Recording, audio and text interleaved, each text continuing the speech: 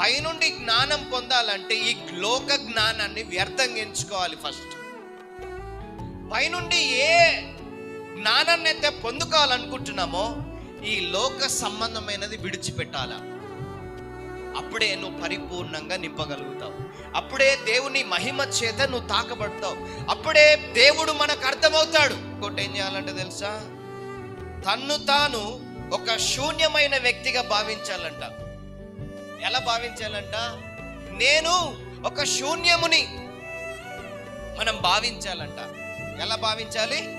నేను ఒక శూన్యం. అలా తగ్గించుకొని దేవునికి భయపడేవాడే పైనుండి వచ్చి జ్ఞానాన్ని పొందుకోగలుగుతాడు. హల్లెలూయా.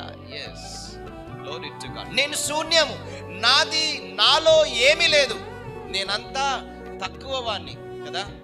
ఎప్పుడైతే ఇది నువ్వు చేస్తావో దేవుని జ్ఞానాన్ని నువ్వు పొందుకుంటావు.